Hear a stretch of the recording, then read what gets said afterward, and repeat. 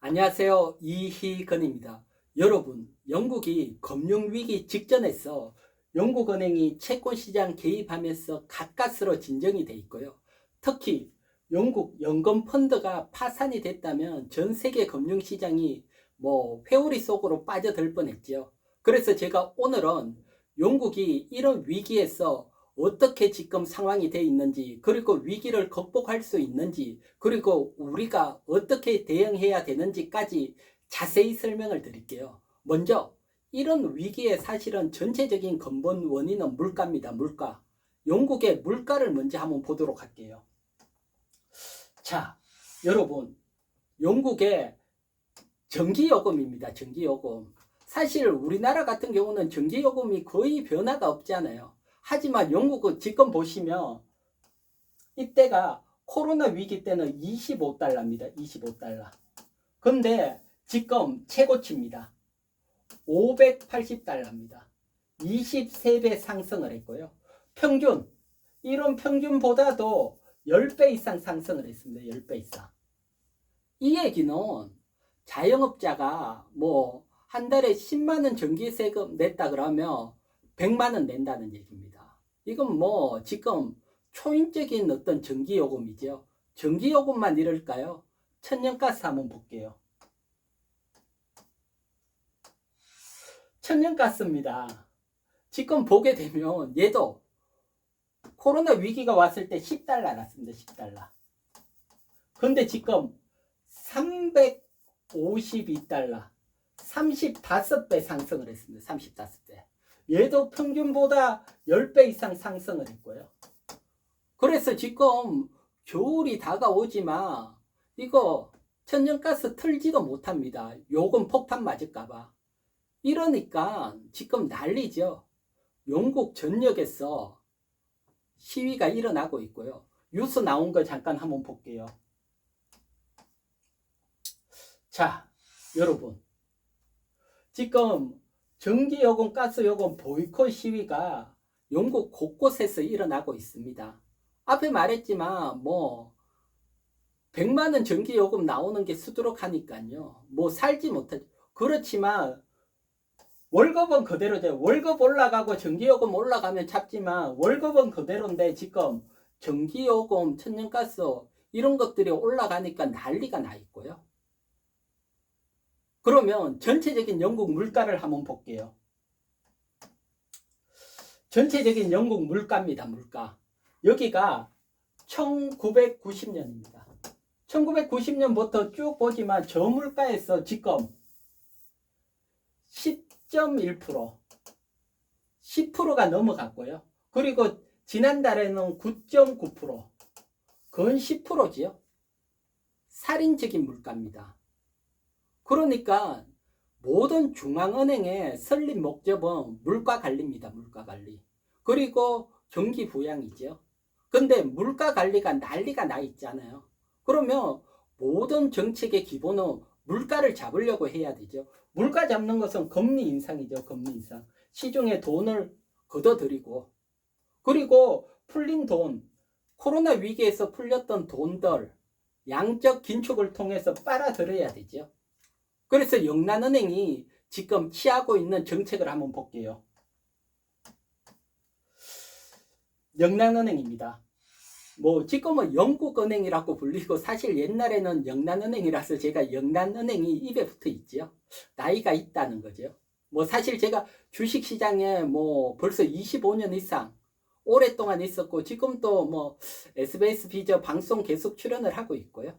그래서 영란은행 이해를 하시고요. 자, 영국은행이 8월, 9월 금리를 0.5% 빅스텝을 했습니다. 빅스텝. 그것도 27년 만에. 그만큼 물가가 힘상찮다는 거잖아요. 여기에다가 사실 9월부터 양적 긴축, QT입니다. QT. 양적 긴축 발표를 했습니다. 양적 긴축은 다른 게 아니고 사실 코로나19가 왔을 때 시중에 있는 채권을 매입하고 파운드화를 풀었습니다. 경기 부양을 위해서. 근데 이제는 파운드화를 걷어들이고 매집됐던 채권을 매도하는 겁니다. 매도. 이게 QT입니다. 돈을 거다 들이면서 물가를 낮추기 위해서 하는 거죠. 그러니까 채권을 매도하는 거죠. 채권. 그러면 채권 많이 정부가 팔게 되니까 채권 가격은 하락을 하죠. 채권 가격. 채권 가격과 채권 금리는 반비례지요. 그래서 채권 금리는 상승을 하게 됩니다. 상승. QT를 하게 되면. 그래서 이 QT 정책, 채권 금리 상승하는 정책을 발표를 했고요. 그리고 난 뒤에 지금은 영국은행은 뭐 무조건 파운드화를 물가가 높으니까 걷어들이려는 정책입니다. 파운드화를. 근데 영국에 새로운 총리가 나오면서 뭐 새로 왔으니까 뭔가 하겠다고 야심차게 낸 정책이 대규모 감세입니다. 대규모 감세는 오히려 영국 은행은 파운드화를 빨아들이는데 파운드화를 푸는 정책입니다. 반대죠. 그리고 앞에 봤죠. 에너지, 전기요금, 천연가스 난리 났잖아요. 대규모 지출을 하겠다는 겁니다. 거기에. 그러니까 세금은 줄이고 지출은 늘겠다. 이 얘기는 채권을 발행하겠다는 얘기입니다. 채권 발행.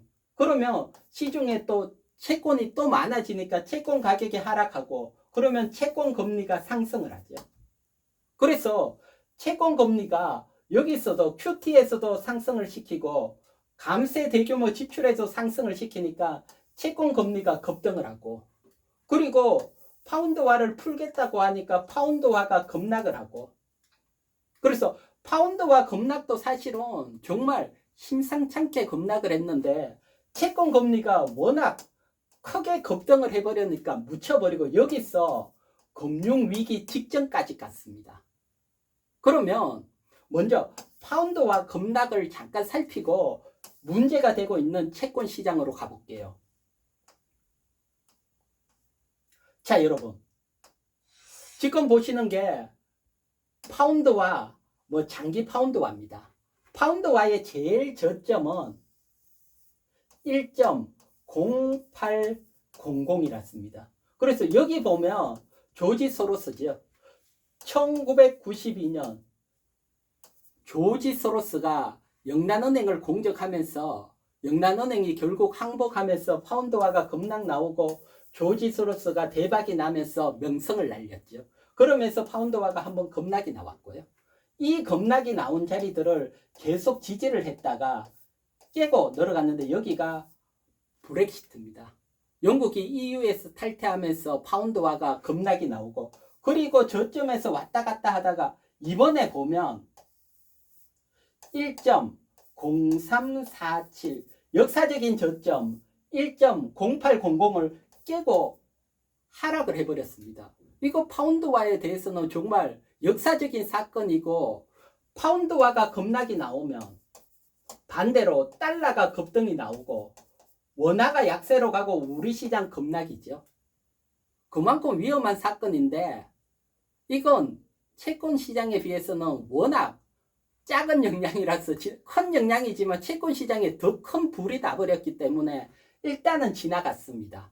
그래서 일단은 이게 지나갔고 위험하긴 위험합니다. 하지만 채권 시장을 먼저 살펴보고 또 환율로 가볼게요. 채권 시장을 보게 되면 지금 보시는 게 30년물 국채금리입니다. 30년물. 뭐 보통 2년물, 10년물 얘기가 나오는데 30년물 시장에 문제가 나왔습니다. 30년물은 길잖아요. 그렇기 때문에 변동성이 거의 없어요. 그런 시장인데 보면 작년에 0.7%인데 금리가 30년물 국채금리가 0.7%에서 5%를 돌파했습니다. 5.08%. 특히 영국이 대규모 감세 발표를 하고 하루 만에 1.25% 상승을 해버렸습니다. 3.83%에서 5.08% 1.25% 상승을 했습니다. 여러분 하루에 1.25% 상승이면 사실은 1.25% 주식을 하고 있으니까 크게 안 와닿지요. 하지만 이건 채권 시장에서는 있을 수 없는 일입니다. 사실은 특히 2년물에도 있기 힘든데 30년물에는 이런 일이 나올 수도 없고요. 이 얘기를 이렇게 볼게요. 지금 1.25% 상승을 했는데 하루에 이해하기 조금 편하게 1% 상승을 했다고 가정을 하면 여러분 하루에 1%면 1년이면 얼마입니까? 365%입니다. 은행 금리가 365% 상승을 했다면 어떻게 돼요? 말이 안 되잖아요. 그만큼 상승을 한 겁니다. 그러니까 채권 금리가 여러분 채권 금리가 이렇게 상승을 했다. 채권 금리입니다. 금리. 그러면 채권 금리, 채권 가격 반비례잖아요. 채권 가격은 급락을 했다는 겁니다. 채권 가격은. 채권 가격은 급락을 했다는 겁니다. 급락. 여기서 채권 시장에 이제 문제가 생긴 겁니다. 그러면 왜 30년물이 문제가 생겼는지 한번 보도록 할게요. 지금부터. 조금 어렵지만 제가 간단하게 설명을 드릴게요. 먼저 영국의 연금 펀드가 왜 1.25% 급등이 가면서 파산 직전까지 갔는지 쉽게 설명을 드리면 얘네들은 부채 연계 투자를 합니다. 부채 연계 투자. 어려운 영어 하나 나왔죠. 부채 연계 투자. 이 얘기는 쉽게 말하면 이럽니다. 뭐 한 30년 정도. 여러분 연금은 1년, 2년 나가는 게 아니고 길게 보면 한 30년간 가는 거죠. 보험도 마찬가지죠. 하루 이틀 주는 게 아니고 길게 20, 30년 보험금이 나갈 수 있잖아요. 그래서 이렇게 길게 나간다는 것은 쉽게 보면 연금 받는 사람이 있고 연금 주는 사람 입장에서는 부채가 길게 계속 나간다는 얘기입니다. 그래서 그 긴 부채를 연계해서 투자를 한다는 얘기입니다. 그래서 부채 연계 펀드는 30년물에 투자를 하는 이유고요. 그러면 이 30년물을 그냥 보유하고 있으면 사실은 문제가 안 돼요. 근데 30년물 채권은 거의 변동성이 없잖아요. 변동성이 없으니까 이제 욕심이 생긴 겁니다. 레버리지 투자를 합니다. 채권을 들고 있으면 되는데 레버리지 최소 5배, 최대 5배입니다. 최대 5배. 5배인 파생 상품을 들고 있으면 전체 들고 있는 거하고 같은 효과. 대신 변동성만 없으면 됩니다. 하지만 30년물은 변동성이 없었으니까요. 그래서 파생 상품 20%를 들고 있으면 100% 들고 있는 효과를 나타냅니다. 레버리지가 5배니까.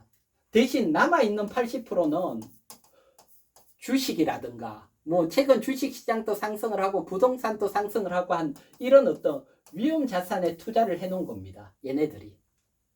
이렇게 레버리지를 사용을 했는 겁니다.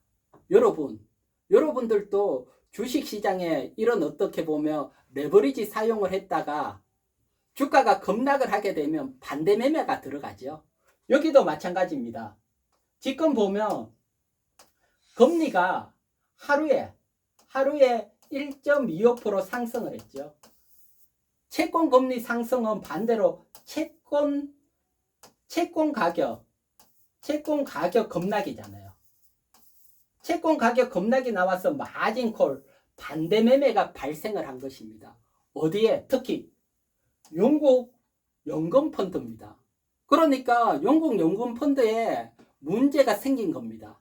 이렇게 문제가 생기니까 연금 펀드가 만약에 파산이 됐다고 가정을 해볼게요.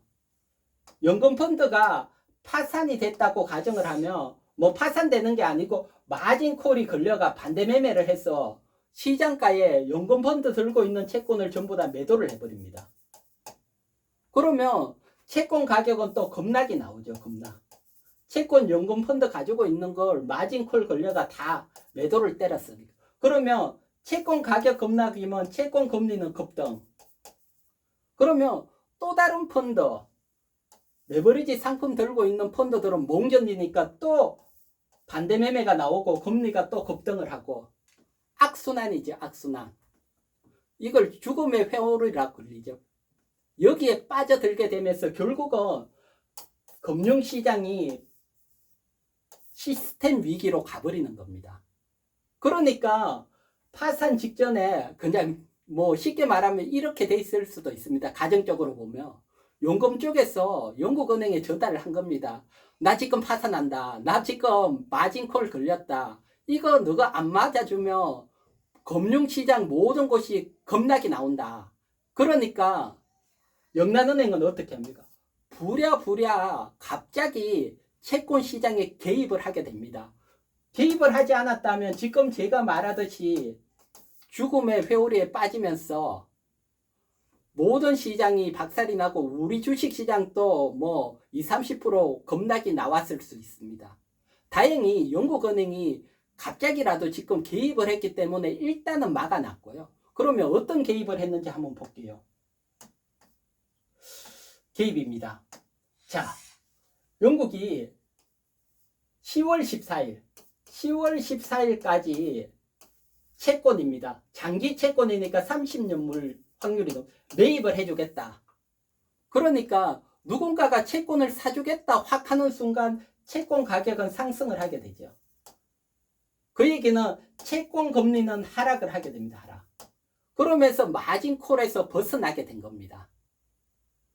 그래서 일단 이게 임시적입니다. 10월 14일까지입니다. 그 사이에 사실은 너가 정리할 거 정리하고 대비해라 이런 신호일 수도 있고요. 근데 사실은 대비하는 게 쉽지 않아요. 다른 자산 팔고 돈 모으고 이렇게 하는 게 쉽지 않지만 어쨌든 10월 14일까지 채권 매입해 주겠다고 발표를 했습니다. 근데 이것도 사실은 무제한 매입이잖아요.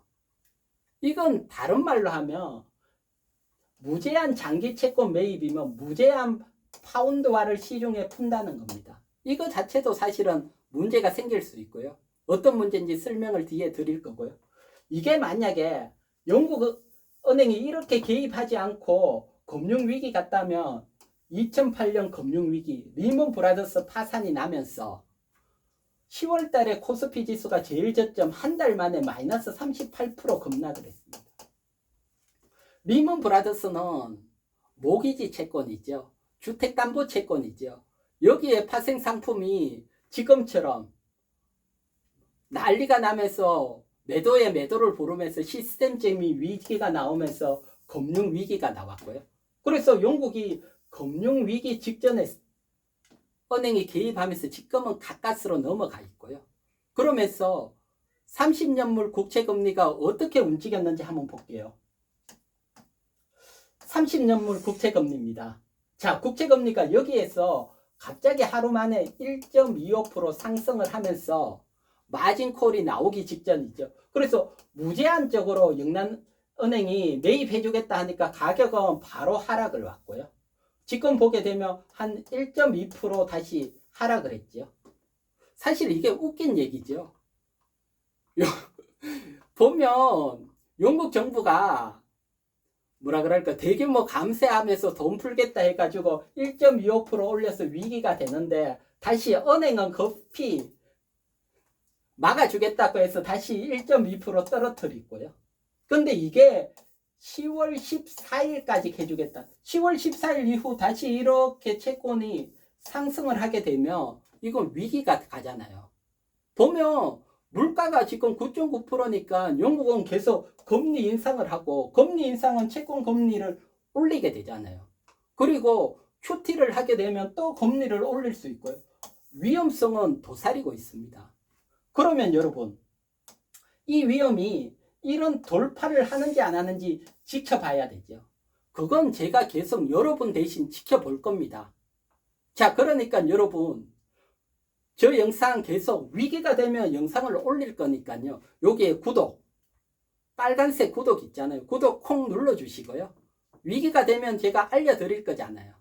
여러분들이 살피기는 어렵잖아요. 구독 눌러주시고 좋아요까지도 부탁을 드릴게요. 사실 뭐 댓글까지 부탁드리는데 번거로우니까 일단 구독, 좋아요만 먼저 부탁을 드릴게요. 자, 그러면 파운드화입니다. 파운드화 일봉 볼게요. 파운드화도 보면 감세 정책으로 파운드화 풀겠다 했죠. 그러면서 그날 3.19% 급락이 나오고 요동치면서 요 앞에 1.0800 저점을 깨고 하락을 했습니다. 그런데 앞에 말했지만 연금펀드 파산이 되고 난리가 났으면 이거 초급락이 나왔습니다. 일례로 1998년 IMF 때 우리가 달러당 2,000원까지 급락이 나왔잖아요. 그 다음에 2008년이죠. 글로벌 금융위기 리먼 브라더스 파산 때는 1,600원까지 하락을 했고요. 그래서 여기도 크게 하락할 걸 일단 막았다. 은행이 개입해서 막았다. 안도로 이렇게 반등이 나왔고요. 지금은 1.1668 반등이 나왔는데 여러분 자세히 생각을 해봅니다. 무제한 채권 매입을 하면서 위기에서 벗어났지요. 무제한 채권 매입은 무제한 파운드화 푼다는 얘기입니다. 시중에 무제한적으로 파운드화가 풀리게 되면 파운드화는 다시 약세로 갈 거잖아요. 약세로. 파운드화는 다시 약세로 가고요. 그런데 지금은 일단 위기에서 벗어났다는 안도로 상승을 했지만 벗어나는 방법이 파운드화를 풀어서 벗어났잖아요. 채권을 샀으니까. 그러면 파운드화는 다시 이렇게 하락을 할 수 있죠. 그래서 이거 이탈이 되면 이것 또한 위기입니다. 위기. 쉽게 말해서 파운드화는 달러 요소 중에 하나잖아요. 그래서 파운드화가 급락이 나오면 하락이 나오면 달러는 강세로 가고 달러가 강세로 가면 원화 약세. 원화 약세면 시장 하락이잖아요. 하락 우리 시장. 그러니까 이 이탈이 되는지도 지켜봐야 됩니다. 이것도 제가 지켜봐 드릴게요. 구독 부탁드리고요. 지금 영국은 지금 개판이죠. 개판. 파운드와 이탈될지 개판돼 있고 국채금리 튈지 개판돼 있고 물가 9.9%에 전기세 천연가스 때문에 시위가 막 일어나고 있고 정부는 감세 정책 말도 안 되는 정책 펼치고 곳곳이 영국은 지뢰밭입니다. 지뢰밭. 어느 지뢰가 하나 터지면 영국만 죽으면 되지. 그게 파편이 결국은 우리 시장까지 튀고 우리도 어려워집니다. 자, 영국이 얼마나 개판인지 한번 보도록 할게요. 자, 영국입니다. 영국이 지금 물가가 9.9% 시위까지 일어나고 있습니다. 난리 나 있는데 물가 잡으려고 영국은행이 0.5% 금리 인상을 했고요. 8월, 9월. 보통 0.25% 인상을 하는데 0.5% 빅스텝은 27년 만입니다. 그만큼 물가 잡겠다고 금리를 팍팍 올리고 있고요. 거기에다가 10월 말에 양적 긴축합니다. 10월 말에. 양적 긴축은 보유하고 있는 채권을 시중에 매도하고 시중에 파운드화를 회수합니다. 회수. 그렇게 되면 시중에 돈이 적어지니까 물가가 하락을 하는 거죠. 근데 양적 긴축은 채권을 매도하는 거잖아요. 매도. 채권 매도하게 되면 채권 가격 하락, 채권 금리 상승. 채권 금리 올라가면 채권 시장에서 지금 문제가 되잖아요. 그래서 이게 될지 안 될지 이것도 의문이고요. 그 다음에 10월 14일까지 무제한적으로 채권을 사주기로 했잖아요. 그러면 무제한적으로 파운드화 풀기 때문에 파운드화는 급락이 나올 수 있고요. 대규모 감세도 급락이고요. 근데 파운드화를 안 풀면 당장 채권 시장에 문제가 되잖아요.